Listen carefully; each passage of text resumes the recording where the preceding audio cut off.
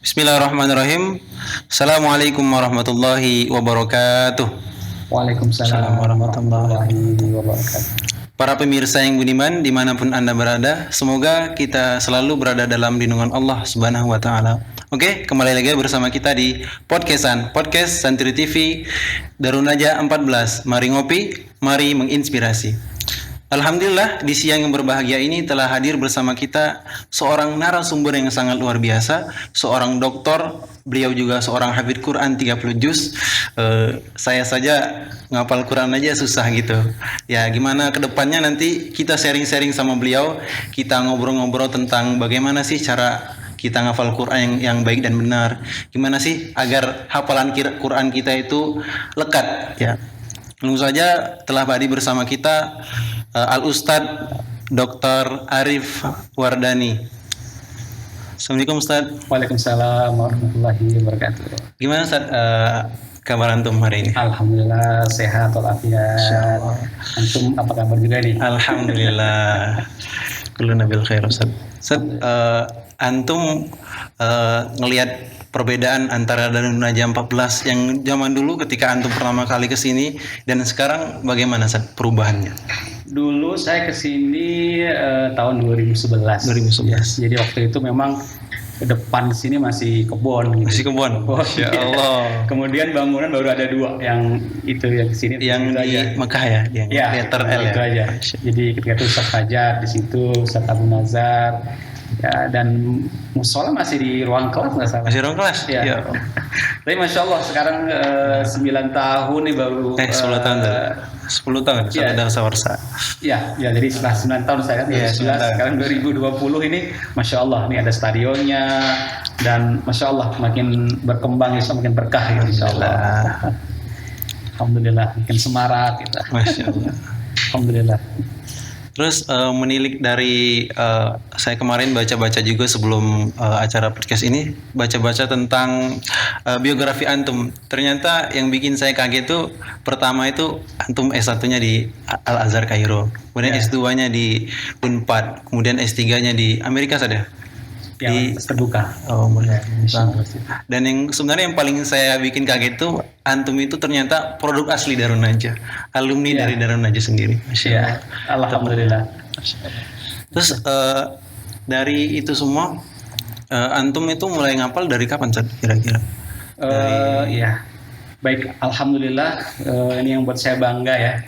Dan ini pernah saya sampaikan waktu saya di wisuda Darun Najah Cipiring tahun lalu. Ya, mungkin saya adalah berkah doa dari kiai saya Ki Jamhari. Jadi betul-betul beliau itu ya ikhlas gitu ya untuk kita semua ini agar jadi orang berhasil, agar bisa bermanfaat untuk orang banyak gitu.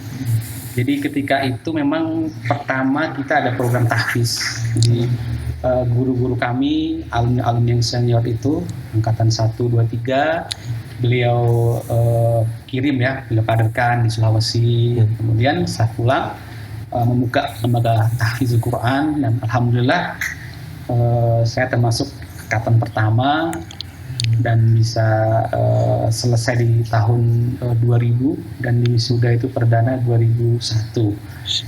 Jadi ya perjalanannya memang berbeda dengan sekarang yang mungkin tahfiz itu sudah booming ya, di mana-mana ada lembaga tahfiz, rumah tahfiz, beasiswa tahfiz, dan banyaklah kegiatan yang sangat menunjang saat ini gitu. Ketika itu memang tantangannya ya karena memang kita kan dari awal tidak tahfiz ya, kita lebih ikut kegiatan-kegiatan pesantren, ada muhadoroh dan sebagainya ya. Tentu bagi penghafal Al-Quran yang memang harus menyediakan khusus. Ya, maka waktu beliau menyediakan ruangan khusus untuk para penghafal Al-Quran yang memang kita punya hak sendiri ya, atau otoritas sendiri untuk mengatur kegiatannya akan mendukung. Ya, alhamdulillah sejak itu hingga sekarang produktif gitu, banyak para penghafal yang selesai, bahkan juga sudah mulai menjadi tenaga atau dikaderkan atau sebagai tenaga bantu di tempat-tempat lain. Ya, alhamdulillah ini menjadi keberkahan tersendiri. Jadi ketika di situ dibacakan Al-Quran, baik penghafal Al-Qurannya, membaca Al-Quran, insya Allah tempat ini berkah, insya Allah. Amin, amin. Jadi antum mulai menghafal Al-Quran itu dari kelas eksperimen. Oh, eksperimen. Ya, tahun 99.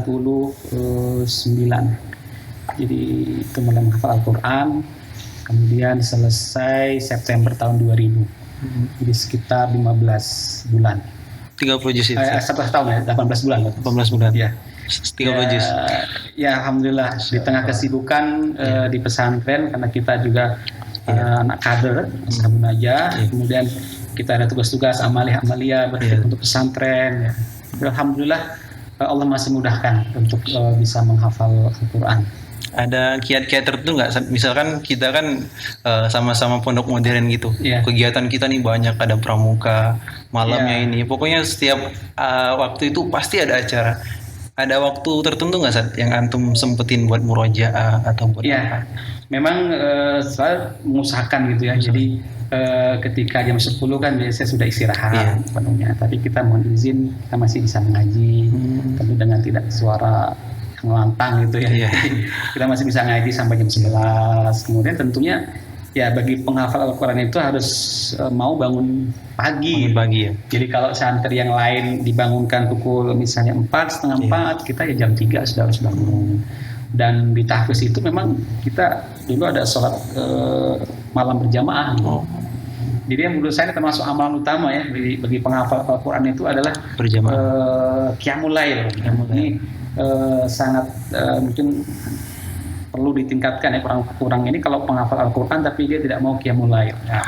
Termasuk disitulah Allah berikan kemudahan-kemudahan dalam menghafal Al-Quran. Terus kan kita sekarang nih kadang-kadang banyak salah kaprah misalkan terhadap suatu istilah. Menurut antum tuh pengertian hafid itu apa sih, Sat? Kayak misalkan kita nih hafid Quran, 3 juz udah dibilang hafid Quran. Apa itu salah? Atau hafid Quran itu hanya untuk julukan bagi orang mereka 30 juz? Bagaimana, Sat? Ya, sebenarnya ini adalah penghargaan kepada mereka yang telah menyelesaikan hafalan 30 juz. Al-Hafiz ini. Jadi mereka yang sudah selesai bisa disebut Al-Hafiz, Al-Hafizah. Tentunya ya ini sebuah penghargaan yang bagi yang bersangkutan harusnya mempertanggungjawabkan. Maka hafiz itu penjaga, maka penjaga sesungguhnya adalah dia yang mau murojaah. Manakala kita sudah meniatkan diri untuk menghafal Al-Quran, maka seumur hidup itu harus siap dengan konsekuensinya.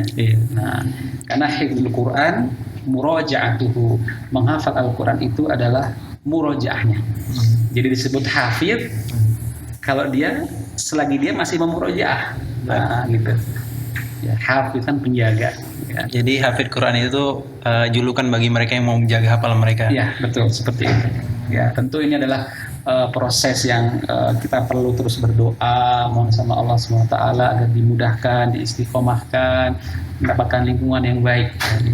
Jadi kalau ada kan teman-teman saya itu banyak saat itu. Jadi keluar dari pondok, kemudian intensif 40 hari, 30 juz. Habis itu hilang. Jadi mereka tuh belum dikategorikan sebagai hafidz ya, Ustaz. Ya, tentu ya mungkin lebih sudah, alhamdulillah, ini adalah sebuah motivasi tentunya. Boleh saja gitu kita ke program 1 bulan, tapi ingat bahwa tadi menghafal Al-Quran hakikatnya adalah murojaah. Nah, jadi bukan karena mau wisuda, mau dapat beasiswa, kemudian diupload foto-foto gitu kan, banyak yang nge-like ya, bukan seperti itu. Ya, tapi bagaimana kita mengatur kehidupan kita itu Al-Quran tetap ada. Makanya penghafal ini harus punya manajemen waktu gitu. Kapan dia harus murojaah, kapan dia istirahat dan sebagainya. Terus nih, banyak pertanyaan tentang hafidz Quran. Kan sekarang tuh banyak acara di televisi, ada hafidz cilik, ada ini segala macam. Terus banyak orang yang termotivasi. Bisa nggak sih misalkan kita berprofesi sebagai pedagang gitu, pengusaha yang notabene itu menyita waktu banyak, bisa nggak jadi kita tuh ngafalin 30 juz? Kira-kira sebenarnya bisa. Intinya kita harus makan waktu ya. Jadi saya kira di sela-sela waktu mungkin kan bisa tadi Saya kira semua kita ini kalau mau mengusahakan bangun malam bisa sebenarnya gitu kan, atau sebelum beraktivitas pada subuh mulai membaca, menghafal, kemudian di sela-sela waktu istirahat gitu kan. Ya sekarang alhamdulillah seperti kan banyak di kantor-kantor dimanapun orang mulai menghafal Quran ya.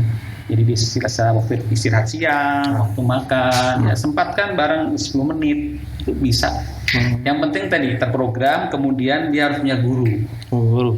Ya kan harus punya guru. Kalau ngapal sendiri siapa mengakui gitu. Dia harus ada guru kan, ya ada guru yang memantau kan. Iya. Itu termasuk menurut saya syaratnya seorang murid belajar harus punya guru gitu. Nah, menghafal Quran, mohon maaf juga nggak bisa dianggap ngapal sendiri, mohon maaf ya ngapal sendiri. Siapa yang mau menjadi saksi gitu kan? Nah, ini harus ada gurunya karena untuk bagaimanapun Quran itu kan bacaannya harus ada yang membetulkan, ya kan, mengingatkan dan sebagainya. Nah, selain itu kan punya guru, punya komunitas, gitu. Karena menghafal Quran itu nggak bisa sendiri. Dan istiqomah itu perlu lingkungan. Jadi istiqomah itu dengan berjamaah. Jadi faktor lingkungan dan suasana itu juga perlu saja. Ya, itu harus dibuat gitu. Nah, makanya walaupun tadi ya mungkin seorang profesi pedagang atau mungkin di kantor dan sebagainya, tapi kalau ada komunitasnya mungkin ikut rumah tahfiz atau rumah tahfiz, dan sebagainya, insya Allah itu juga membantu. Yang penting tadi harus ada paksaan ya, paksaan untuk menghafal dan murojaah. Nah, itu. Jadi ya insya Allah lah.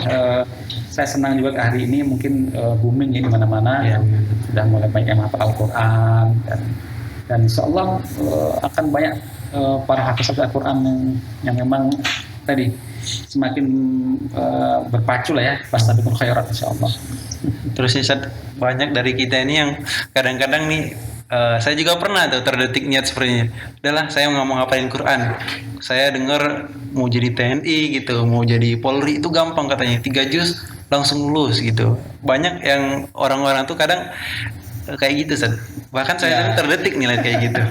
Ya alhamdulillah, betul. Alhamdulillah sekarang banyak penghargaan ya. Dari banyak institusi ya, universitas, ataupun lembaga-lembaga lain itu yang memberikan penghargaan bagi penghafal Al-Quran. Baik yang hafal 3 juz, 30 juz itu untuk bisa bergabung gitu. Nah, tentunya ini sebuah tadi ya penghargaan dan bentuk apresiasi bahwa penghafal Quran ternyata memang diakui dan memang ini sangat membantu dalam kecerdasan gitu ya. Makanya ini harus disyukuri betul-betul dan tentunya walaupun mungkin 3 juz tadi ya, tadi diharapkan 3 juz tadi itu ya tetap masih ada gitu. Jadi walaupun mungkin belum 30 juz tapi tadi harus tetap dijaga. Nah, tentunya di sela-sela waktunya, istirahatnya, sholat berjamaah, ya digunakanlah hafalan itu. Dan syukur-syukur ada teman di situ, ada komunitas, ada partner murojaah. Ya, karena ngapal sendiri itu ya tadi sulit. Dia harus punya partner kan. Yang dengan jamaah ini kan akan memacu kalau ini lagi kurang semangat, yang temannya akan menyemangati gitu kan. Jadi kalau ada kita paksaan, gitu. Ada niat kayak gitu gimana, Ustaz? Ya saya kira tidak apa-apa. Nggak salah, kita harus teruskan bahwa ini bersyukur dengan 3 juz itu misalnya ya, Allah mudahkan untuk bisa masuk ke institusi ini, diterima di kuliah gitu kan. Nah, makanya tanda syukur itu jagalah hafalannya. Nah, gitu. Jadi kalau ada yang istilah syukur bisa ditambah gitu kan. Jadi kalau misalkan ada istilah kayak gini, kamu jadi ngapal Quran aja, insya Allah nanti kamu pinter kayak gini, ranking 1. Saya nganggapnya kayak gitu, Ustaz. Jadi kalau hafid Quran itu pasti ranking 1. Pertama gitu. Ya harus kenakan harus lillahi ta'ala gitu. Dengan Allah ridho, Allah mudahkan. Jadi jangan khawatir ya.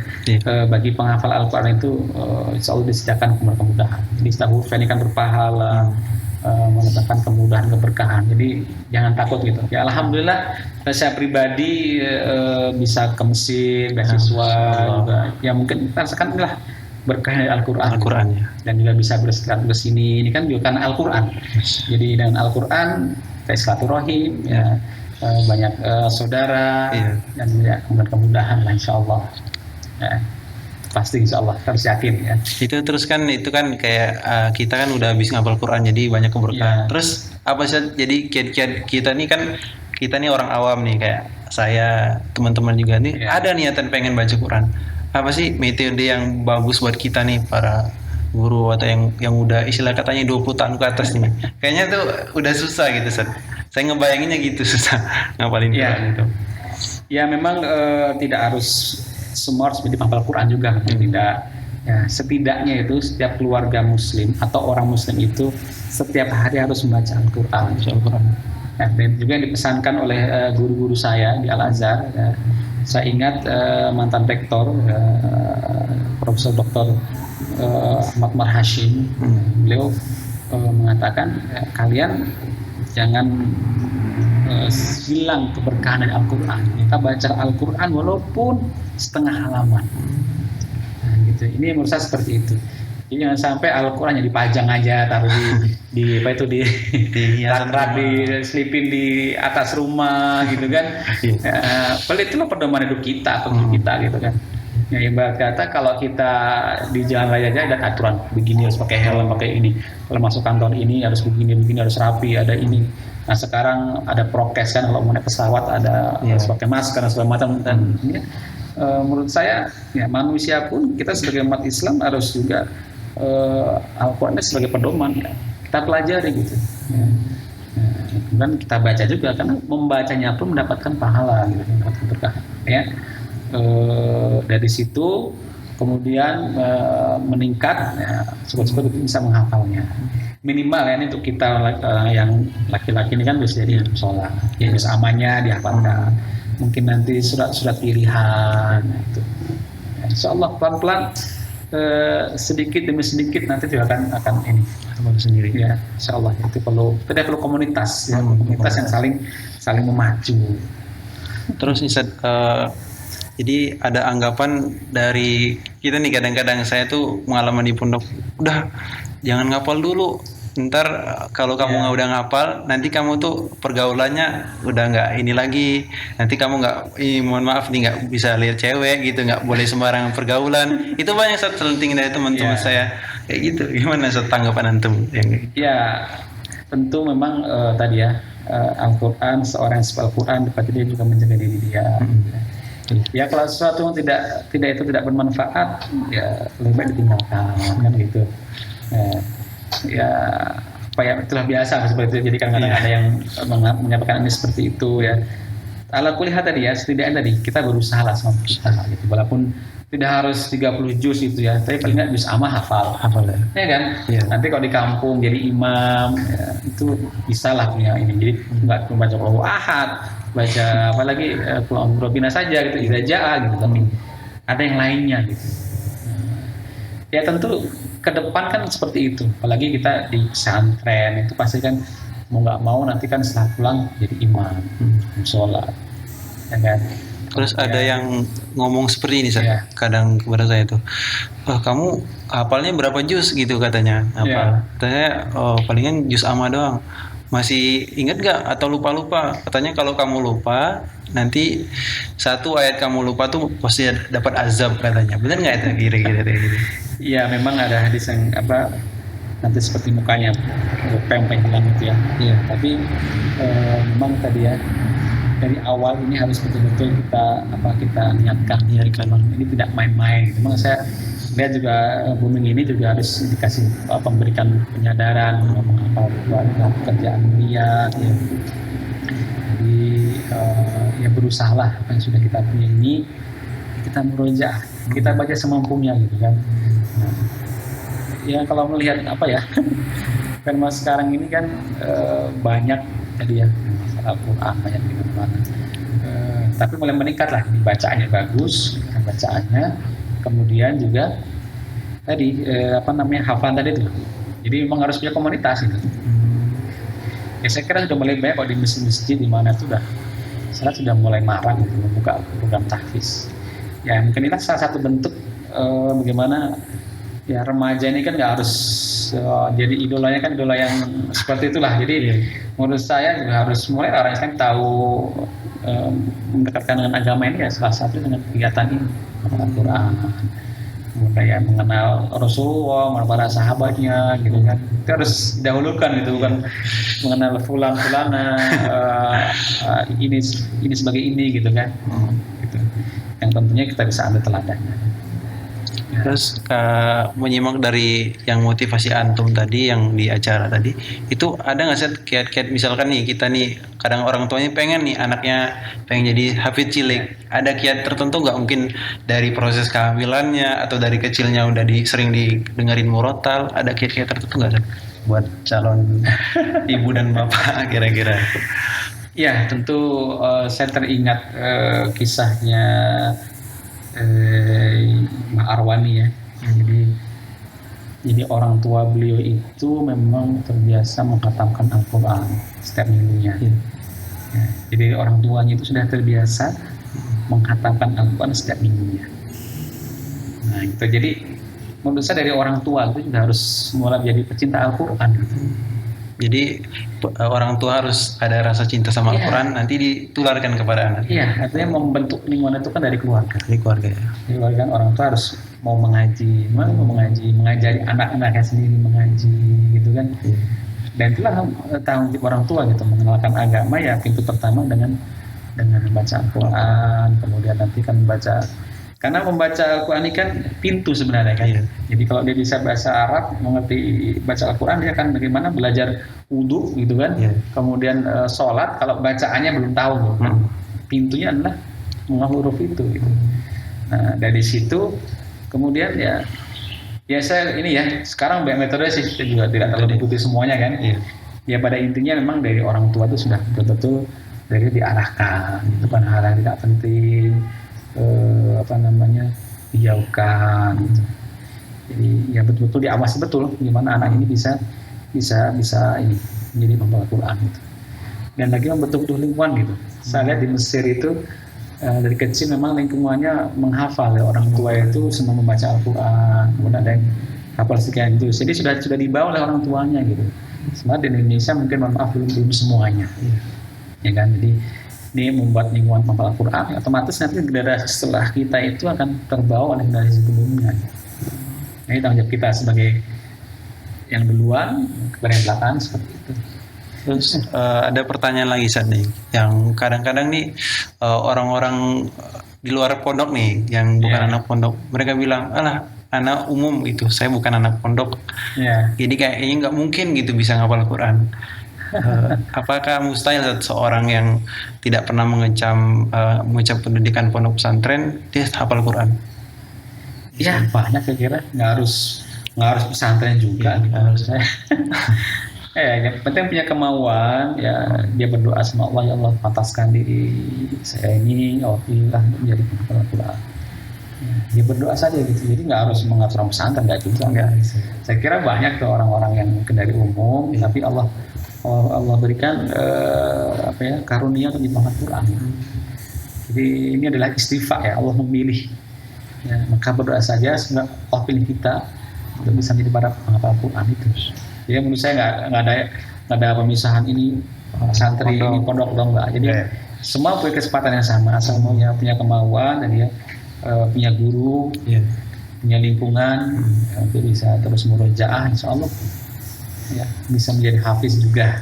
Jadi lingkungan misalkan kayak dia bukan pondok, dia pondok, jadi tidak menentukan gitu sudah. Menentukan ya. Ini tadi mau menghafalkan dia harus tadi punya guru kan, kemana, kemudian punya komunitas murojaahnya. Saya kira zaman sekarang udahlah, kita kan ada juga yang online atau apa itu selalu mudah. Terus dalam misalkan nih ada orang yang pengen bangun pondok tahfidz, itu perlu suasana khusus gak? Misalkan kayak tuh banyak tuh ngeliat pondok tahfidz tuh ya tempatnya asri gitu, jarang di perkotaan. Saya mungkin kurang tahu bagaimana, pokoknya kebanyakan saya lihat tuh pondok tahfidz tuh kayak sini di tempatnya asri, ada daerah pegunungan. Ya sekarang di perkotaan juga banyak ya pondok tahfidz itu. Ya tadi itu gitu, jadi intinya itu tahfidz itu ada gurunya, ada gurunya menyimak yang memang tentu punya kompetensi ya, artinya bacaannya bagus dan tidak harus selalu bersanad gitu, memang tidak disyaratkan. Yang penting bacaannya bagus, baik, bisa membetulkan bacaan santrinya gitu. Ya syukur-syukur guru ini memang bisa bersanad atau sudah pernah membaca kepada orang yang punya sanad, sehingga betul-betul dipertanggungjawabkan kebacaannya ini. Yang bisa mengarahkan tentunya kan Karena dalam menghafal ini kan banyak tantangannya. Itu tadi mungkin aktivitas yang lain, kadang-kadang jemu membosankan, karena suatu rutin. Ya seorang guru seperti itu fungsinya. Jadi dan juga lingkungan ya tadi teman-teman dia. Terus tadi kan kita banyak berbicara tentang sanad, pentingnya sanad untuk seorang hafid Quran itu apa saja kira-kira tuh. Jadi kita nih orang awam nih tahunya hafid Quran aja. Kadang sanad itu kadang-kadang sesuatu yang umum gitu. Sanad kita belum itu kan terlalu tahu gitu. Ya biasa dengan ijazah ya. Jadi ijazah itu kan lisensi. Jadi membaca di depan guru. Tentunya membaca ini bukan sembarang baca, artinya betul-betul diperhatikan tajwidnya, huruf-hurufnya, sifat-sifatnya, kemudian juga biasa dibarengi dengan pengetahuan teori-teorinya gitu kan, dan selesai membaca Al-Quran dari awal sampai akhir, ya kan, betul-betul sudah bagus bacaannya, gitu. Jadi memang tidak baru tahsin pertama enggak, tapi memang betul-betul ini sudah bagus, sudah mungkin bacaan, mungkin hafalan. Kemudian dia baru ke sana. Jadi kan pertanggungjawaban. Ijazah itu kan ajaz juga artinya guru itu membolehkan kamu meriwayatkan bacaan ini dariku ya, atau kamu juga mengajarkannya sebagaimana guru saya Syekh Fulan, Ustadz Fulan memberikan ijazah kepada saya dari gurunya lagi terus bersambung silsilahnya sampai ke Rasulullah. Jadi pertanggungjawaban bahwa bacaan yang kita ajarkan itu dan murid sudah membacanya itu seperti guru kita mengajarkan kepada kita. Terus dari gurunya ke gurunya lagi terus sampai ke Rasulullah. Jadi inilah pertanggungjawaban menjaga kemudian bacaan sebagaimana bacaan Rasulullah. Nah itu fungsinya sanad tadi sebagai menjaga kemurniannya. Dan dalam Islam ini kan keilmuan itu kan dipertanggungjawabkan dari mana sumbernya. Ya sebenarnya ilmu apapun itu ada sanadnya. Ya, jadi ini dari mana sumbernya? Oh saya ngaji dari kiai ini, dari ajengan ini, dari guru ini, dari ini kepada penulis kitab. Kita Al-Quran berarti kepada Rasulullah. Gitu. Jadi itu sebagai bentuk pertanggungjawaban kita bahwa ilmu ini bukan dari otak kita gitu, tapi memang kita punya guru. Nah, seperti itu. Dan celaka kalau orang belajar tanpa guru gitu. Dolal. Dia harus punya guru lah untuk bagaimana mengarahkan dia. Karena kadang-kadang kita terbatas pemahaman kita. Ini khususnya dalam baca Al-Quran kan tentu kita harus mengarahkan, menentukan bacaannya. Ini kita perlu guru yang mungkin lah ya. Dikatakan itu yasa ila tajwidil Qur'ani fakhudhu dida'an ulil idqan, maka ambillah dari orang-orang mungkin gitu ya, mungkin bacaan terutama mungkin hafalan ya, mungkin itu kan berkualitas artinya selamat atau tidak ada kesalahan gitu. Maka seorang murid ketika diberikan sanad berarti dia boleh menurunkan lagi ya, tentu murid ini harus juga berkualitas gitu, agar terjaga kemurnian bacaan Al-Quran. Kan fungsi ilmu tajwid itu menjaga kemurniannya bacaan itu dari perubahan-perubahan. Kalau seperti itu orang kan baca dengan logat masing-masing atau harokatnya diubah-ubah, itu nggak boleh. Gitu. Itu fungsi sebenarnya seperti itu, menjaga kemurnian Al-Quran. Terus ada program-program tertentu nggak buat yang tahfidz itu? Misalkan seminggu ini kita mengadakan kayak gini, ada acara ini untuk memotivasi santri itu untuk menghafal Al-Quran. Ada program atau event-event tertentu gitu? Ya sebenarnya program memang intinya murojaah tadi ya, itu maksudnya ya. Tapi nanti kita bisa variasikan, ada namanya simaan, ada yang mulai, mungkin ada perlombaan bisa juga menyampaikan Al-Quran untuk motivasi misalnya. Untuk santri ya. Ya itu bisa nanti ada simaan mingguan, ada qiyamul lail, digilir siapa jadi imam, atau mungkin itu tadribul imam latihan jadi imam gitu ya. Jadi mungkin tadi salat malam, atau mungkin yang paling bagus bisa salat fardu maju gitu kan. Kemudian bagus juga nih buat rekaman gitu ya. Jadi buat ngorota, tapi yang hafalan bukan baca gitu, jadi hafalan gitu. Ya bagus juga menurut saya. Ini kegiatan-kegiatan yang membuat kita semangat murojaah.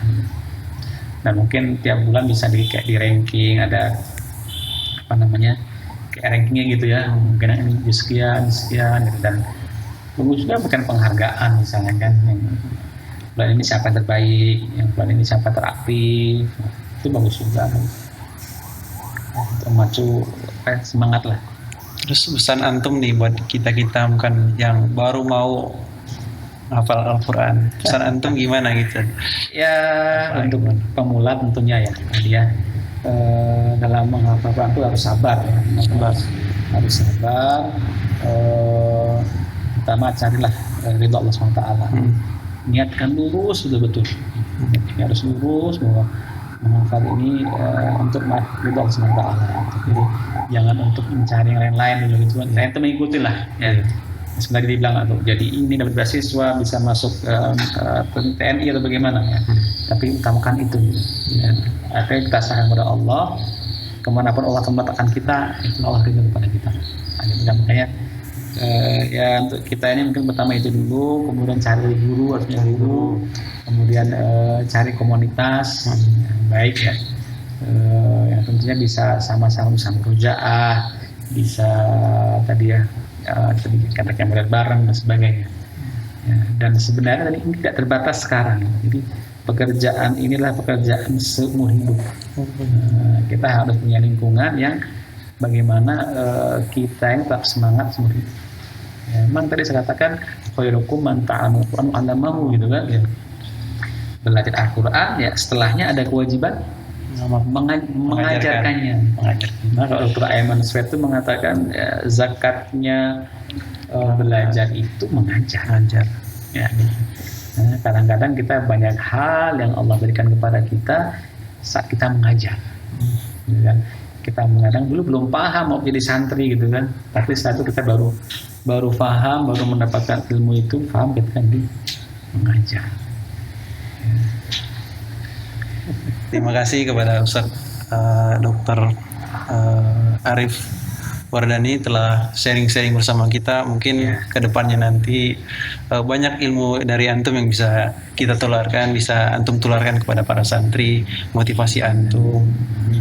Insyaallah tetap semangat ya, semoga berkah dan apa ya, sukseslah untuk dengan 14 nurul ilmi ini insyaallah. Terus kalau antum mau ngambil sanad dari antum kemana saat itu? Antum domisilinya sekarang di mana? Saya sekarang di Semarang. Di Semarang ya. Jadi nanti insyaallah ya kapan bisa dihubungi nanti bisa saya ke sini atau mudah lah insyaallah, kan sekarang komunikasi bisa lewat WhatsApp dan sebagainya insyaallah. Mudah-mudahan insyaallah. Jadi barang siapa yang mau ngambil sanad kepada Ustaz Dr. Arif Wardani bisa datang ke Semarang atau bisa menghubungi nomor beliau. Insyaallah. Alhamdulillah telah habis waktu kita berbincang-bincang bersama Al-Ustaz Dr. Arif Wardani. Untuk kedepannya saksikan nantikan next podcast kita selanjutnya. Tetap jangan lupa like, subscribe channel YouTube Santri TV. Assalamualaikum warahmatullahi wabarakatuh. Waalaikumsalam warahmatullahi wabarakatuh.